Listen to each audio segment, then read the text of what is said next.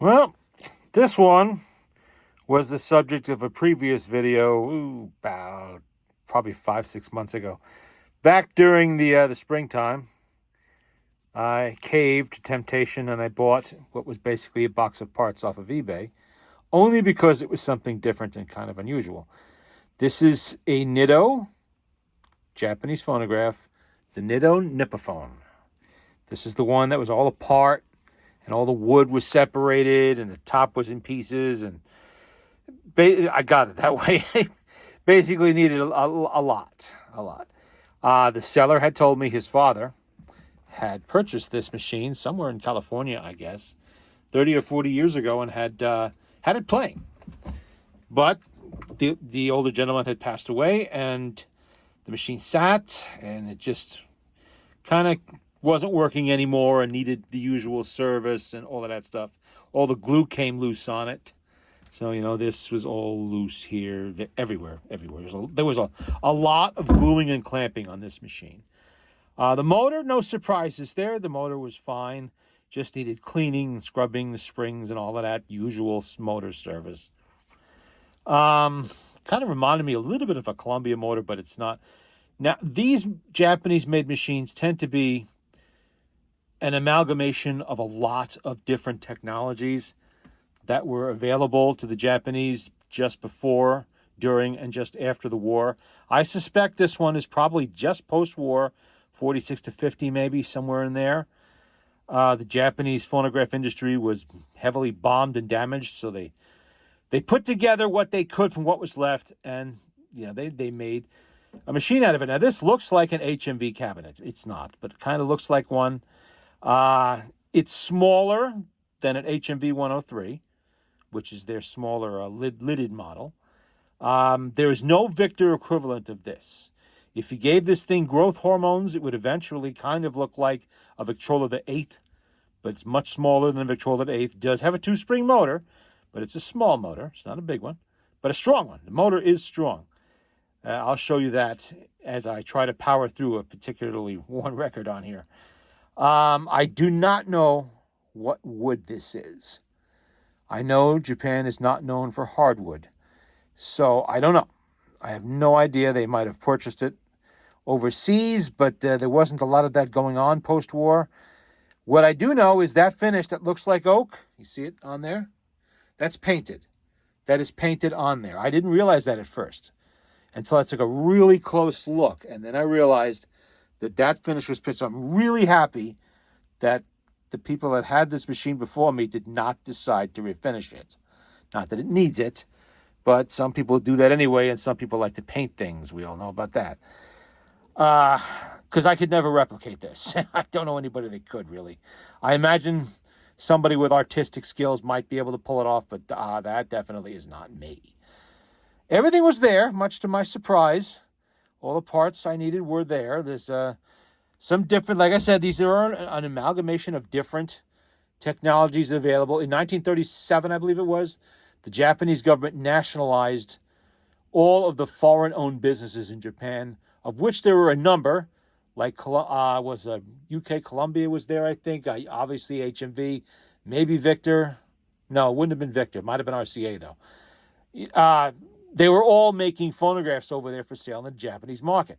So these plants all became the property of the Japanese government. They continued to make phonographs, flagrantly violating, patent agreements, everything like that. And after the war, they sort of put together what they could from what was left. So here you have a cabinet that's kind of Victor and HMV. You have, this is not the easiest little prop to use here, so there we go. You have a tone arm that's, I'm not really sure. It sort of reminds me of what a lot of like the RCAs kind of were using at that time. It is brass, I will give it that. It is brass, not pot metal, so I didn't have to deal with that. I did have to deal with a little bit on the reproducer. We'll get to that in a minute. You can see the nameplate on there. Nippo Gramophone, Nitto Gramophone. It has a speed control kind of reminiscent of a Victrola, the 4th, or the Victrola the 6th, some of the smaller Victrola machines. Small turntable, it's a little bit smaller, than the record that's on it. As you can see, so it's a little bit smaller. I'd call it a 9.5-inch turntable, which, okay, you know. It has a stop-start switch on the side of the case, which I think is actually a pretty good innovation. I'll tell you why in a minute. It has a crank that is not screwed in. It is kind of like this style, a hook in. It just slides on, and that's it. You don't have to screw anything. Not sure what that's similar to, but that's what they used. It has the sound doors we all know from HMV and Victor. You know, we've all seen that before, but no slats. It's wide open in there. The post-war machines were really popular with American GIs and other American officials that were stationed in occupied Japan.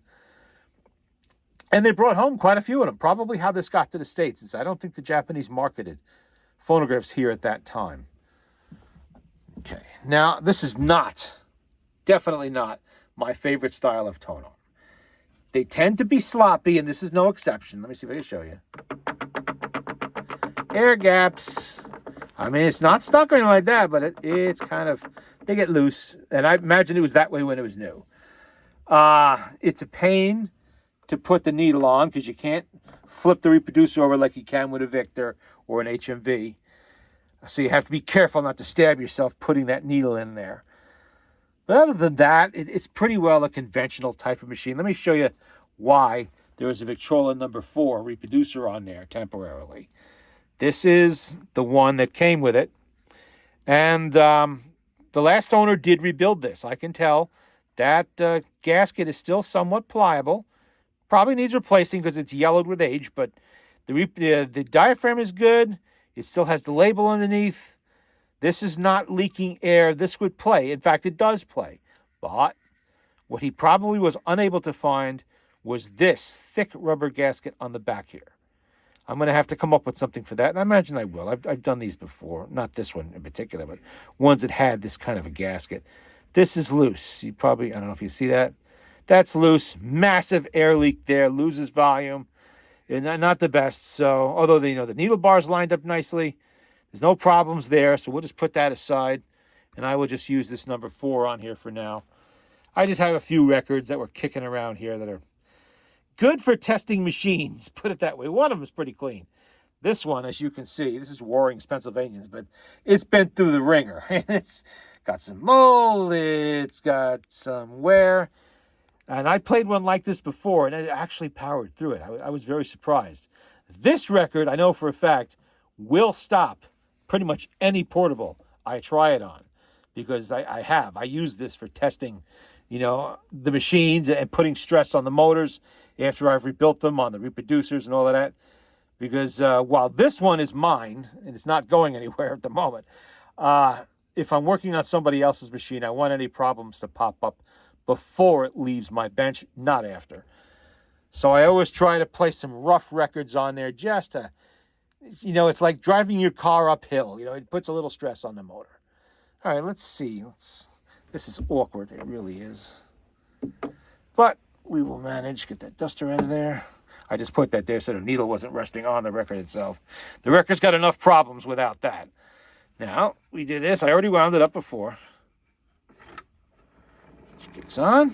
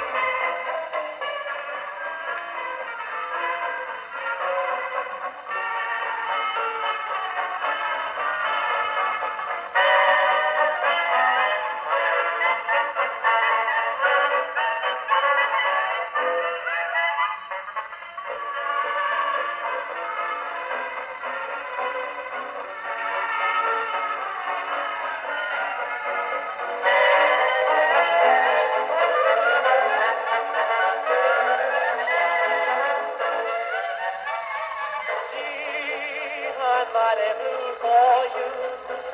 I've been mighty true to you. I've decided something I did made you run away. Just what did I do or say when the mailman passes by and the phone don't ring? I cry. While you whisper 9090 to somebody else, I'm mighty blue.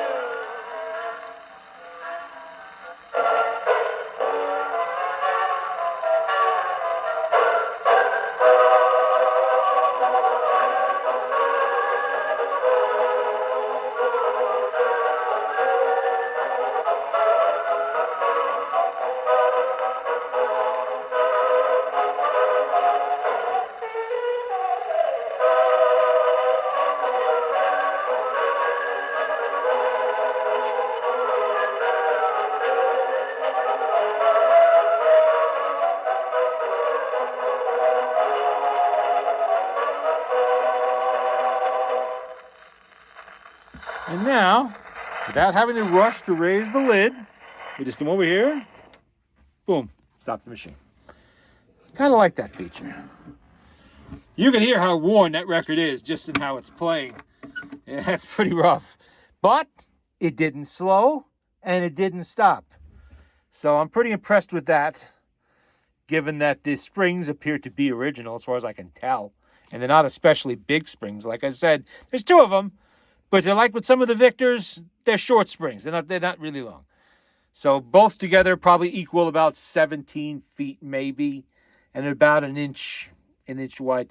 So not a huge extra boost there for having two springs. Okay, let's get that needle off of there before I forget it's there, and play another record with it, which would be bad. Okay, let's put that over there. And one thing you do have to do, because they are short springs, you do have to crank this each time you play a record. That you definitely do have to. That's not unusual with these machines. Let's see, what do we got over here? Let's try a march. Okay, here we go. This is the Goldman Band On the Go March. I actually never played this one, so I have no idea how that's going to play. Watch, it stops the machine dead. Okay, why don't we crank it first?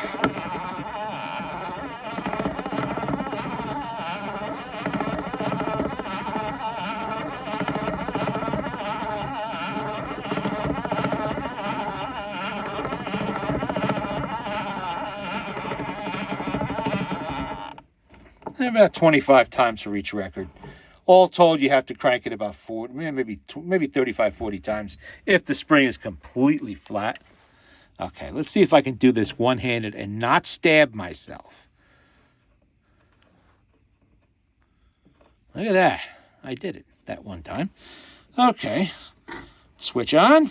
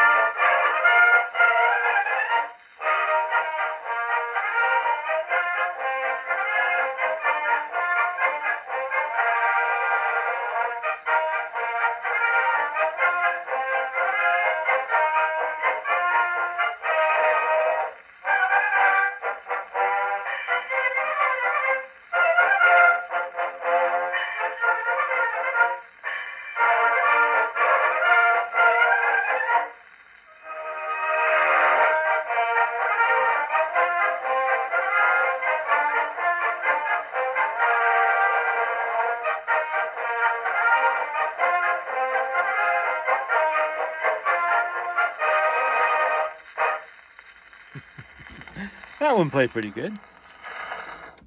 Boom. Switch off.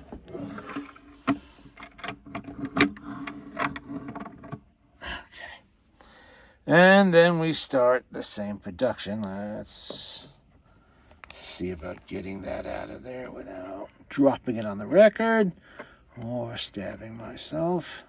See how much easier this would be if that reproducer would flip up like the Victors do, which is my favorite style of tone arm. Or the HMVs, they do the same thing. What's on the other side of this? On the Campus March. All right, we'll try that one. And once again, wind her up.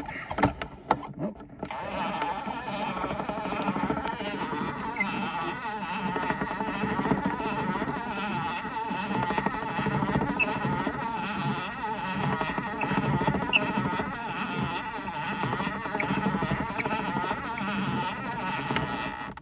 Well, only went 20 that time. Okay. Oh, yeah. Yeah, we need a needle. Yeah, we don't want to forget that. And as I say in just about every video, one play per needle, please. Needles are not expensive. Records, pretty much irreplaceable. Even if they're worn records, why make them worse? Okay. Well. Now, one thing, I could leave this number 4 on there, but let's face it, an all brass number 4 rebuilt like this one is probably a higher dollar value than the whole machine. These types of machines don't go for a lot of money, but they're interesting. They're different.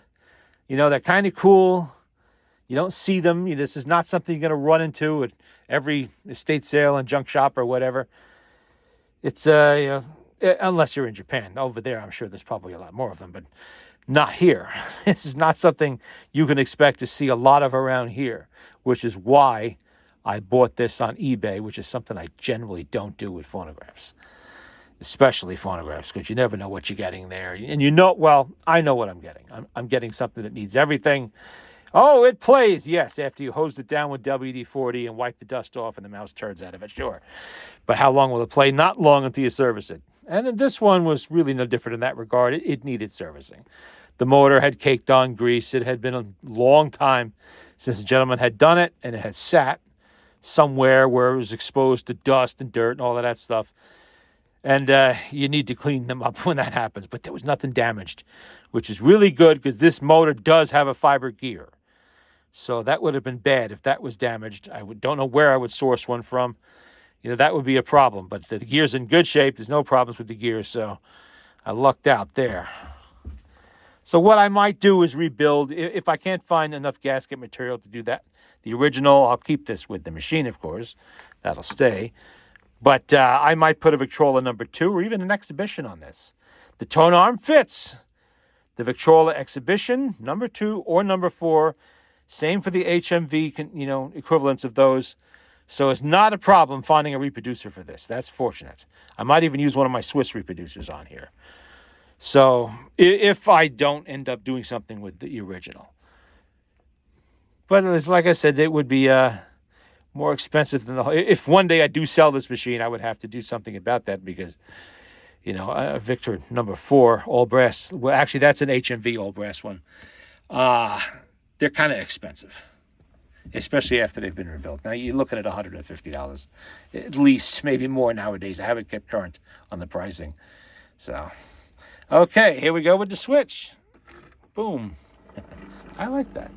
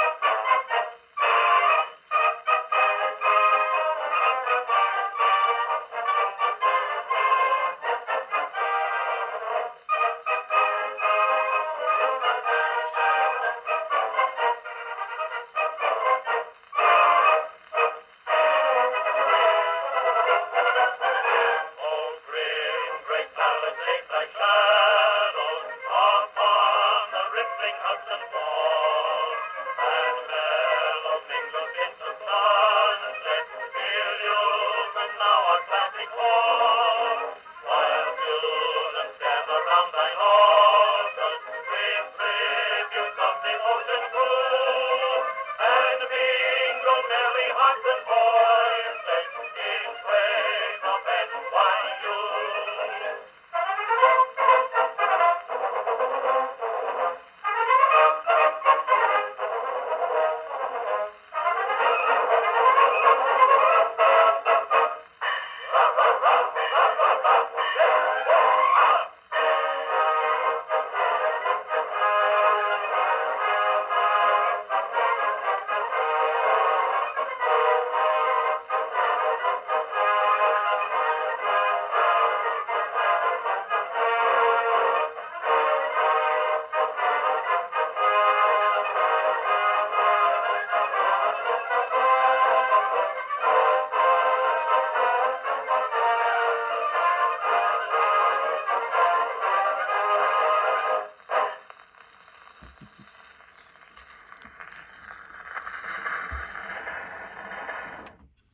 Now, if anybody out there knows any of the history of this particular company, the Nitto Gramophone Company, I would be interested in hearing from you.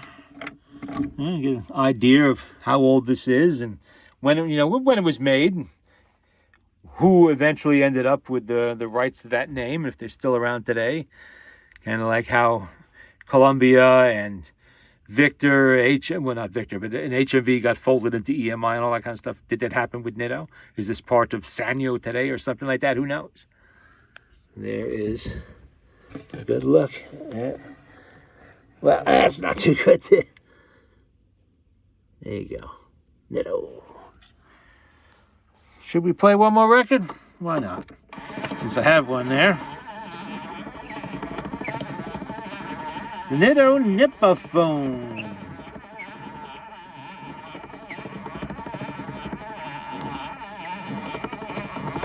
Must have taken them quite a while to hand paint these. I mean, look at that. They even made it look like it's quarter sawn oak, like you'd find on an earlier, in the teens Victor or something like that. Look at that. Really nice job they did. And that would probably be a good idea to take the needle off before I stab myself. There we go. Okay.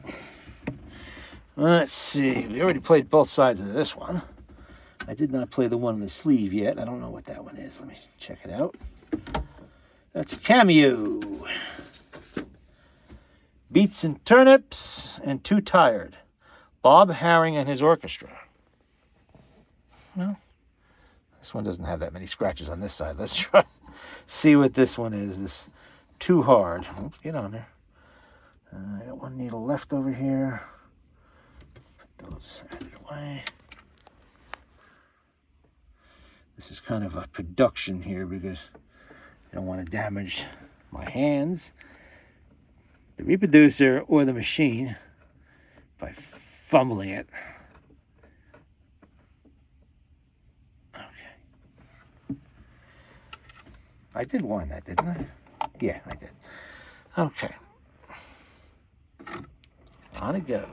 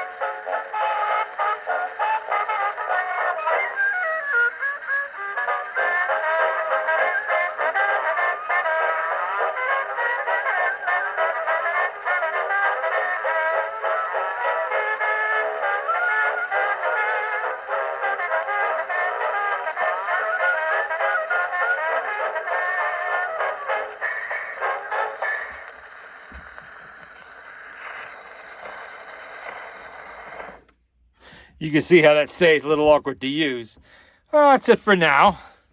I am going to look into seeing what I can do about this reproducer. I have some ideas involving some sheet rubber I have lying around and a big pair of scissors, and see what I could do to make something equivalent to that big, thick, heavy rubber gasket, which is hard as a stone and definitely not sealing very well. We'll take care of that, and we'll get this playing too with its original reproducer once again. Okay, that's it for now with the Nitto Nippophone playing once again.